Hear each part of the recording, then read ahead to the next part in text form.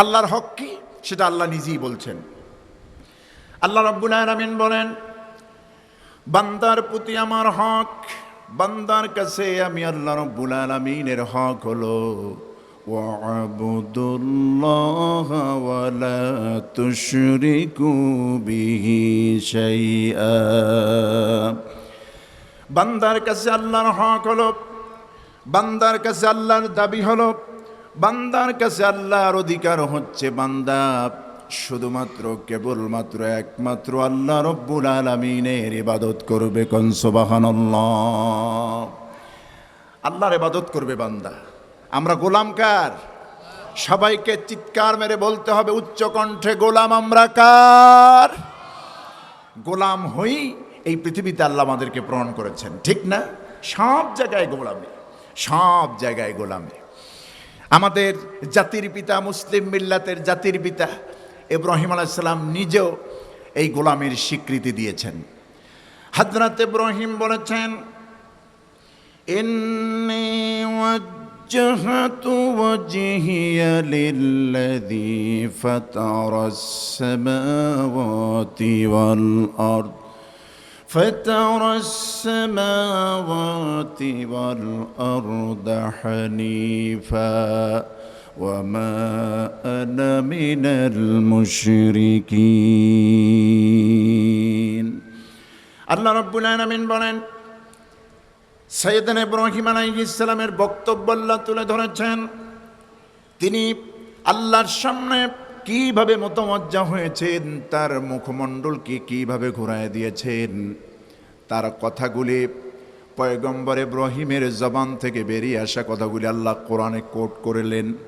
আল্লাহ পাক বলছেন, আমার ইব্রাহিম বলল, ইন্নী ওয়াজ্জাহতু ওয়াজহিয়া লিল্লাযী ফাতারাস সামাওয়াতি ওয়াল আরদ। নিঃসন্দেহে আমি আমার মুখ, আমি আমার চেহারা, আমি আমার মুখমণ্ডল মুতামজ্জা করলাম, ঘুরাইয়া দিলাম, ওই সত্তার দিকে আমি ফিরাইয়া দিলাম যিনি ফাতারাস সামাওয়াতি ওয়াল আরদ, যিনি আসমান আর জমিন সৃষ্টি করেছেন। কোন সুবহানাল্লাহ। আসমান এবং জমিন যিনি সৃষ্টি করলেন, হানিফা একনিষ্ঠভাবে যিনি তৈরি করলেন, এ দুবয়ের মাঝে যা রয়েছে এ সব যিনি সৃষ্টি করলেন, তার দিকে আমি মুখ ঘুরাই দিলাম।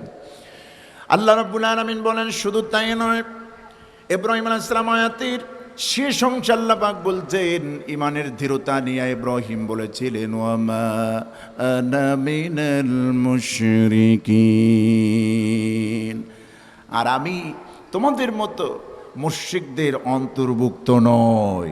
আমি গোলাম আল্লাহর। আমি গোলাম কার? আল্লাহর।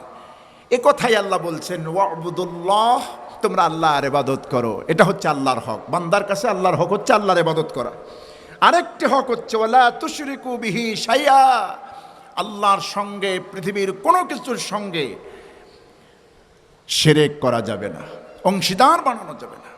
এই চট্টগ্রামের একটা অংশ তো শিরকের জায়গা, জায়গায় জায়গায় মাজার, এত মাজার, এত পাহাড়ও মনে হয় এই পার্বত্য এলাকায় নাই, এত মাজার দিয়ে ভরপুর।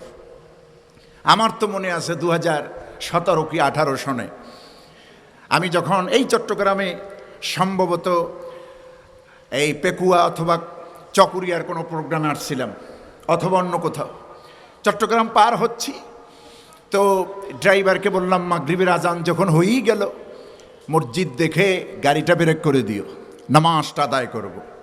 ড্রাইভার তো ড্রাইভার, উঁচু জায়গা দেখা মনে করছে মসজিদ, দিছে গাড়ি থামাইয়া। নামলাম সবর সঙ্গী নিয়ে, নেমে দেখি কি এর মসজিদ, বিরাট এক মাজার, চতুর্দিকে মাজারে সেজদা দিচ্ছে। মেজাজটা গরম হয়ে গেল। আমার বন্ধুগণ, এই পৃথিবীতে আল্লাহ রাব্বুল আলামিন সমস্ত গুনাহ ক্ষমা করবেন বলে ঘোষণা দিয়েছেন, কিন্তু শিরকের গুনাহ কশিম কালেও ক্ষমা হবে না। কিয়ামতের দিন ভালো ভালো বান্দারা, আল্লাহর ভালো ভালো গোলামরা ধরা পড়ে যাবে, কঠিনভাবে ধরা পড়ে যাবে, যাদের আমল নামায় শিরক মিশ্রিত গন্ধ থাকবে। নামাজও পড়েছে, মাজারে গিয়ে সেজদাও দিয়েছে, এরকম আছে না? আছে। নামাজও পড়েছে, বাবা আমার একটা সন্তান দাও, বাবার 14 গোষ্ঠীর কোনো পাওয়ার আছে সন্তান দেওয়ার? সন্তান দেওয়ার মালিককে? ওই আল্লাহ রব্বুল আলামিনের কাছে চাইতে হবে। কারণ আল্লাহ বলছেন তোমরা তো আমার ইবাদত করো আর সাহায্যটা আমার কাছেই চাও। এ কথা কিন্তু আমরা স্বীকার করি দৈনিক অন্তত 40 বার। কয়বার? 40 বার। আমরা নামাজের ভেতরে বলি ইয়্যাকা না'বুদু ওয়া ইয়্যাকা নাস্তাঈন। পড়ুন সবাই আমার সঙ্গে, ইয়্যাকা না'বুদু ওয়া ইয়্যাকা নাস্তাঈন। আয় আল্লাহ তাআলা, অবশ্যই আমরা তোমারই গোলামি করি, তোমারই ইবাদত করি, তোমারই দাসত্ব করি, তোমারই গোলামি করি। সেজদাটা শুধু তোমারই দেই, রুকুটা তোমার করি, জিকিরও তোমার করি। আর ওয়া ইয়্যাকা নাস্তাঈন, আর তোমার কাছেই সাহায্য চাই।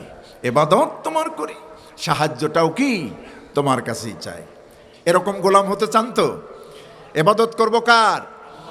সবাইকে জোরে আওয়াজ করে ইমানের শক্তি দিয়ে বলতে হবে ইবাদত হবে কার? সাহায্য চাইব কার কাছে? ওয়া ইয়্যাকা নাস্তাঈন, না'বুদু নাস্তাঈন। আলেম ওলামা যারা আছেন দুটোটাই মুজারের সিগা, জমার সিগা। ইবাদত করি, করব, সাহায্য চাই এবং চাইব। মুজারের দুইটা হুকুম বর্তমান এবং ভবিষ্যতের অর্থ দেবে। তার মানে হলো রব্বুল আলামিন গোলামির জন্য আমাদেরকে পাঠিয়েছ। গোলামি তোমার করতে হবে, যেহেতু তুমি আল্লাহ আমাদেরকে গোলাম হিসেবে বানিয়েছ। তোমারই গোলামি করি, তোমার দাসত্ব করি, তোমারই বন্দিগি করি। আবার যখন প্রয়োজন হয়, যত যা প্রয়োজন হয়, সাহায্যটা তোমার কাছেই চাই। এটা দৈনিক 40 বার অন্তত আমরা নামাজের মধ্যে বলি 24 ঘন্টায়। কিন্তু যাদের মধ্যে শিরকের বীজ বপিত হয়, শিরকের বীজ বপন হয়, তারা তো লাঞ্ছিত হয়ে যায়। তারা এই পথে আর থাকে না। তারা মসজিদেও সেজদা দেয় আর বাবার মাজারে গিয়েও সেজদা দেয়।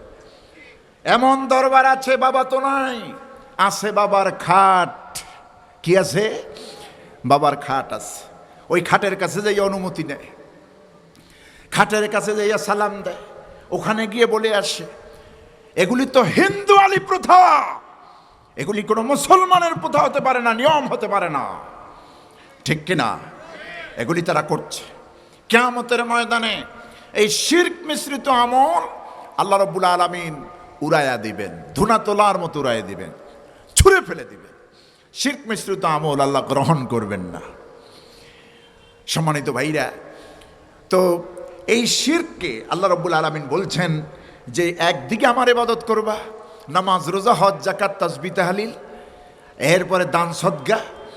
এক কথায় ইবাদত বলতে আমার হুকুম 24 ঘন্টার 24 ঘন্টাই আমার বিধান মেনে চলবা, আমার আনুগত্যের সামনে মাথা নত করে দিবা, আর ওই আল্লাহর সঙ্গে কোনো কিছুতে শরীক করবা না।